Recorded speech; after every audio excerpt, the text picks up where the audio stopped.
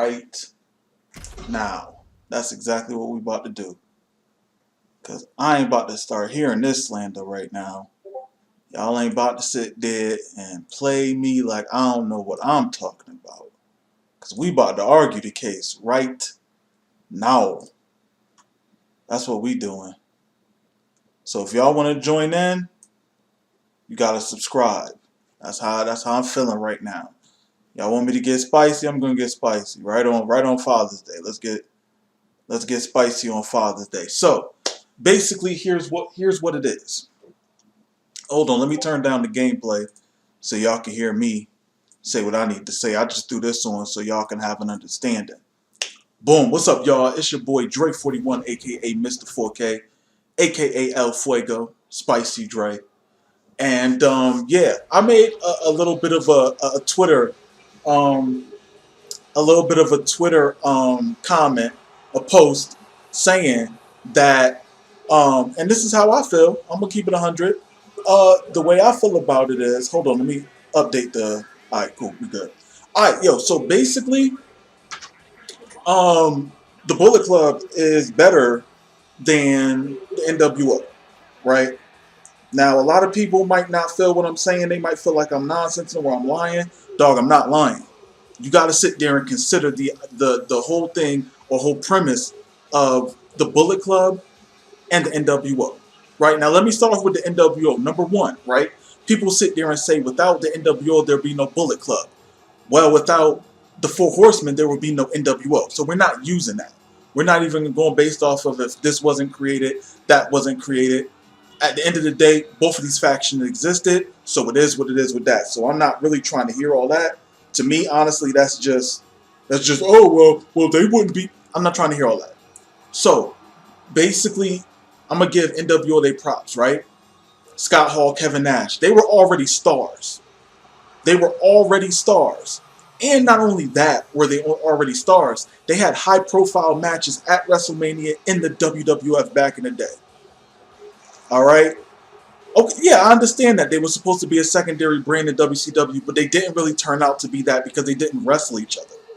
They wrestled WCW, so it's not really a secondary brand. It's a faction going up against, you feel me, WCW in general.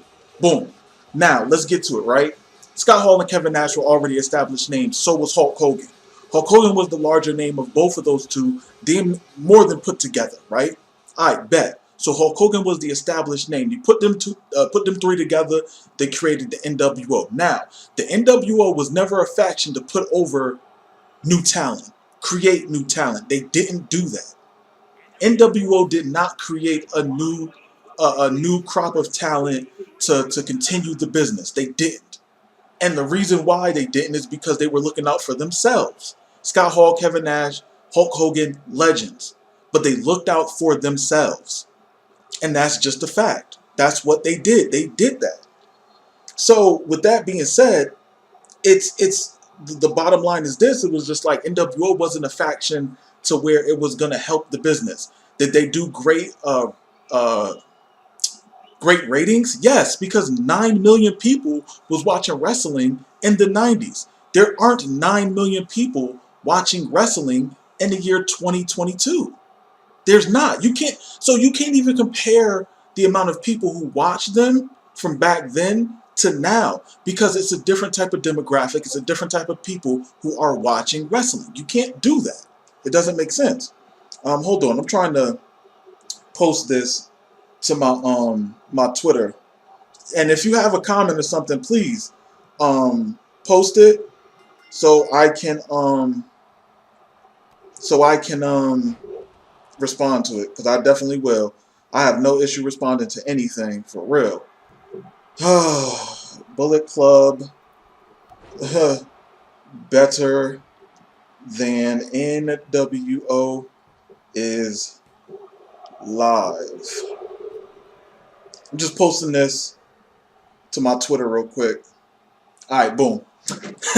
Hello, everybody. Can I get it too sweet? Yeah, so, boom. Here's the thing, right? When NWO was created, it was to protect Hulk Hogan and Kevin Nash and Scott Hall. They had within their contract, it was called Favorite Nations. What that means is anybody come out or signed to WCW who got a larger amount contract, Kevin Nash, Scott Hall, and Hulk Hogan would get a larger amount. Point blank, period, right? Now, as far as the stars NWO created, who did they already create that wasn't established? Hulk Hogan, an established name. Scott Hall, established. Kevin Nash, established.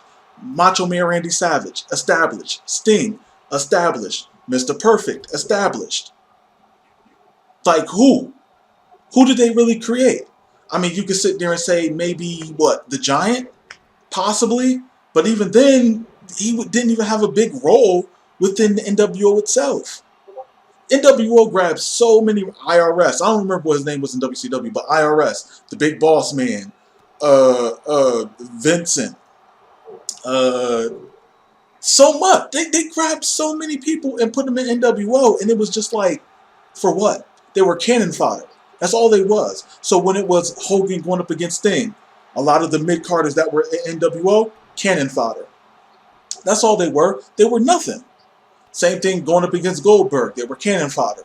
Stop him from going after the big man. That's it. It was never a situation where it was like, we're going to use this faction to build up talent in WCW to build the brand up. That's why WCW never really got anywhere far. Yeah, were the ratings great? Initially, yes. But there was no plan to set up anybody who was younger and in mid-card, lower mid-card to be the top guy. There was nobody, like NWO didn't do that.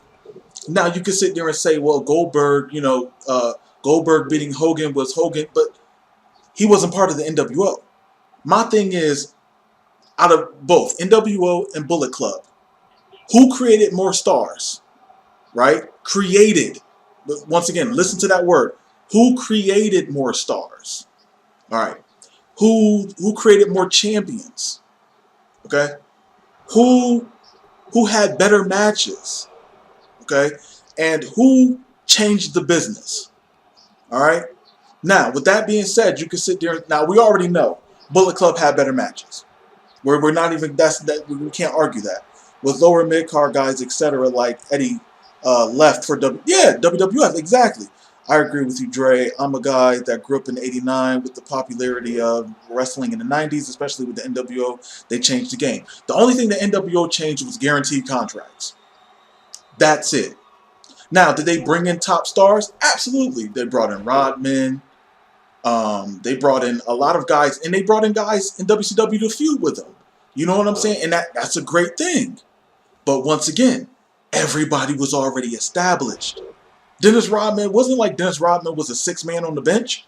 He was a star player on a championship franchise team. Karl Malone, one of the top power forwards in the league. Jay Leno, one of the top comedians of his time. It's not a situation where it was like, once again, building up someone else to come in and build their brand up. It's that simple. So it's like, once again, when people say the NWO was better, I'm asking how. When literally the NWO was created, and this is not like legitimately, was to keep Hogan at the top, right? Because he wasn't working as a babyface anymore. It wasn't working. So change him to a heel, top heel. Kevin Nash, Scott Hall was the secondary to Hulk Hogan. Now, how many champions did the NWO produce? And let's keep it simplistic. World champions. How many world champions did NWO produce? Hulk Hogan and Kevin Nash. Now, people are going to sit there and say, oh, well, Scott Steiner and Jeff Jarrett, that wasn't in the original NWO. That was like NWO 2000, and it was trash. I'm going to be honest with you. But if y'all want to put that in there, cool. We'll say Scott Steiner and Jeff Jarrett too. But initially, it was only Hulk Hogan and Kevin Nash. That's it. NWO literally wound up poisoning WCW. I mean, yeah, you can definitely sit there and say that. But let's look at it from this aspect, right? Bullet Club, all right? How many leaders they had in Bullet Club? They ran through leaders and members, which is a good thing because it always keeps it fresh. You know what I'm saying? It's not gonna get stale and say, oh boy, like NWO lasted the better part of 4 years. NWO lasted the better part of 4 Years. And the only reason why people sit there and say they changed the game was something that we didn't even care about when we were kids watching it. Guaranteed contracts. That's great for the performers. They deserve that. But ratings? Who cared about that? You gonna sit there and say in 1998 and 99 that you was like, oh man, the ratings were so much better. WCW ratings are so much better than WWF's. No one cared. No one talked about that. Nobody. Who cares? That means absolutely nothing. Once again, 9 million people was watching wrestling back in the 90s. Those 9 million people aren't watching no more, so we don't care about that. I can't use that as a stat. I can't. It doesn't make sense. Bullet Club had more of their own people that they created. The cleaner Kenny Omega showed up, popular, and the villain character. Yeah, I mean, like, think about it, right? When you say, name me 6 people in the NWO that weren't top draws, that became top draws after they joined NWO. You can't. Name me 6. Anybody in the chat listening right now, watching, type 6 people who joined NWO and became top draws. Please. Post them. Please. I'm waiting. While you do that, I'll sit there and say this. AJ Styles. AJ Styles stated, he said this, not me. I'm not making this up. AJ Styles said it. He became a bigger star after joining Bullet Club. Finn Balor, Prince Devitt, he said it. Cody Rhodes. A lot of people don't want to give Cody Rhodes, don't want to give Bullet Club the respect that they deserve for giving Cody Rhodes that star power. But if it wasn't for Bullet Club, Cody Rhodes would not have that star power. Let's keep it 100. Kenny Omega, Marty Scurll, the Young Bucks, Doc Gallows, Carl Anderson, Tama Tonga, Bad Luck Fale, Switchblade. Do I need to go on? Guys that became world champions once they joined up with the Bullet Club. Kenny Omega, Switchblade, AJ Styles. AJ Styles was already an established champion, but think about it. At the time, New Japan was the second largest wrestling company in the world. So him winning the championship there, tremendous. Stop playing it like... And not only that, they built talent. Then they parlayed their ability to be a draw in Japan, to be a draw in America, to put on a pay-per-view that sold out in half an hour, and parlayed that into a wrestling company. Now, you're going to sit there and say, oh, well, Tony Khan... Yeah, but Tony Khan believed in them enough to get it back going, to get wrestling back on TNT. You're not going to sit there and invest money in people you don't think can draw? Come on. Like, this is the wild thing that I don't understand why people on Twitter was going crazy, because it's like, yo, don't get me wrong, NWO had legends, but they only cared about themselves. They weren't really worried about building talent. They weren't. Within their own ranks, what? Imagine Hulk Hogan saying, all right, let's say I'm going to take a break and this new talent's going to be the leader of the NWO. You're not seeing that. You're not. You did, and we didn't see that. The Inner Circle should have been AEW Bullet Club. Okay. But no, it's like, it's very strange how people perceive this idea that because the ratings war was what was important back then has anything to do with the impact that a faction would have in helping talent grow. Because it doesn't.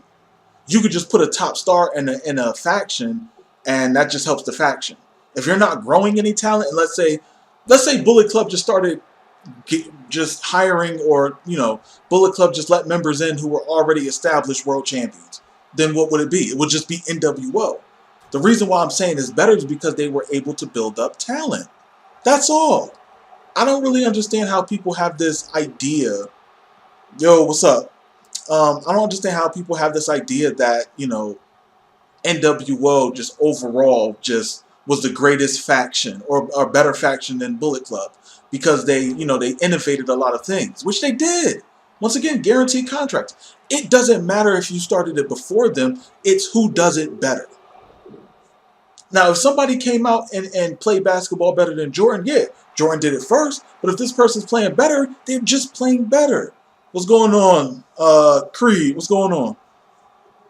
So I don't know. I just, for me, it's a little bit difficult to try to understand when people say, and I'm speaking about the responses on Twitter, where they're saying, "Oh, well, they influenced so much. What did they influence besides guaranteed contracts? It was three guys trying to keep their spot for as long as they possibly could, even if they couldn't maintain the quality of matches that it deserved." Hogan was super past his prime, but I mean, joining with the NWO put a battery in his back. It's true. There wasn't no Kevin Nash match while he was in the NWO that was like, yo, that match was crazy. Wasn't no Scott Hall match while he was in NWO like, yo, that match was wild. Most of the matches you remember with Scott Hall was in the ladder match with Shawn Michaels. Kevin Nash, stuff what he did when he was Diesel. Hell, his return to WWE when he was Diesel in the Royal Rumble was probably better than the majority of stuff he did while he was in the NWO and WCW. Come on. Like, I don't get it. It's like Bullet Club has helped push this younger talent who probably wasn't utilized properly in the places they were at before they got to Bullet Club become better. It's just really a popular. I'll just say the really popular Adam Cole Bullet Club. Okay, but yeah, like even Adam Cole, it helped Adam Cole become a bigger star. That's a fact. It helped Cody Rhodes. That's a fact. I mean, like it's you can sit there and say, well, Cody Rhodes was all. No, he wasn't. He was a lower mid card guy that WWE didn't see star power in, and that's a fact because they put him in face paint, put him in a jumpsuit, and said, go out there and act stupid. That's what they did. Not until he joined up with Bullet Club and showed that he could be a top draw. Because, I mean, think about it. When he left WWE, he was an independent circuit. He was winning championships, yeah. But it wasn't nothing to it, really. Oh, see, the NWO won. Isn't that funny? But no, seriously, it's like, the one thing for me, it's like, I can't sit there and say that NWO wasn't influential because they were. They were definitely influential. I can't take away anything they've done. I can't. I can't take away anything influential they've done. We're gonna run that one back. But it's you also got to take into consideration of you got these guys who are in Japan making so much of a big wave in the business that WWE had no choice but to create the club themselves. Seriously. It wasn't like when the NWO was going wild back in the 90s, WWE created a version of the Order. No, they didn't do that. People got to understand, man. I'm telling you, it's for real that, yo, the Bullet Club changed things for the better. NWO just gave people guaranteed contracts. That's it. That's literally it. That's all. And it pushed WWE to really go with the Attitude Era. Did it create an era of wrestling? Yes, it did. It definitely did. And that can't be discounted at any way, shape, or form. It can't be. But Bullet Club created talent that believed in themselves so much that they created a wrestling company to get more wrestlers who WWE didn't see value in and made them stars. What's more important? Building talent for the future or just making sure you got guaranteed money? And in the realm of making sure the profession of professional wrestling keeps going. If it was under one umbrella, WWE, and that's it. Yeah, we got Impact Wrestling. Yeah, we got Ring of Honors. Yeah, we got PWG. We got Limitless. We got a lot of other wrestling companies. They're smaller. That's the thing. They're smaller companies. NWO was stolen from Japan. Exactly. It wasn't even like the NWO idea was something that was originally created in WCW. It was a New Japan faction. It was a New Japan faction. But regardless of it, that doesn't matter. That's not one of my arguments. But that is true. That is true. But that's not one of my arguments. The thing is, I feel like people are looking at it with rose-tinted glasses, and that's cool. But once again, when you have a faction that still has, after 10 years, still producing top talent, where you're seeing a Finn Balor and top storylines, where you're seeing AJ Styles, where you're seeing a Cody Rhodes, where you're seeing a Kenny Omega, you're seeing the Young Bucks, you're seeing the Adam Page. You're seeing these guys all over television, and they're winning because a faction believed in them to say they got star power. We can do something with them. Adam Cole, come on, Marty Scurll before he messed up and did stupid things or whatever things of that nature. So what are we talking about here? Now we're just talking about I'm just playing favoritism. I grew up watching the nWo. It wasn't. I never said not one time to any of my boys back in the day, yo, this WCW got way more viewers than Raw. You see the Nielsen ratings? Pfft, it was crazy. Nobody cared. It was what you watching. I'm flipping through channels. I'm going back and forth because there's not a lot of people. Maybe some people in the South, with some people in the North, more so than others. But a lot of the times, people was flipping channels. Wasn't nobody watching WWF Raw straight through like that. Wasn't a lot of, you know what I'm saying? Like, you can't find a lot of people that was watching WCW straight through. It was whatever's popping off at that time. You was flipping channels. The only best nWo match I can think of is Macho Man versus Diamond Dallas Page. Facts. Like, yo, people are bugged out. I went on Twitter today and people lost their minds. Like, this is crazy. Like, the one thing I want AEW is to make their faction similar to New Japan factions. I mean, if you want to like New Japan, then just watch New Japan. It kind of doesn't make sense that you want a company to copy another company when you could just watch the original company do it. I was flipping channels back and forth. Exactly. A lot of people was flipping channels back and forth. So let's not, like, 9 million people was watching wrestling back in the 90s. Those 9 million people aren't watching no more. So we're not doing that. We're not going based off that. That's not even what I'm talking about. I don't care. Who created more champions? Who built up more original talent? Who influenced the business? Now, once again, any big star could have made the case for guaranteed contracts. It was just Hulk Hogan at the time was I guess brave enough to do it, and so was Hall and Nash. Eventually, it would have been the case in WWF if somebody would have did it eventually. But did Hall, Nash, and Hogan say, all right, well, after WCW's done, let's go make our own company.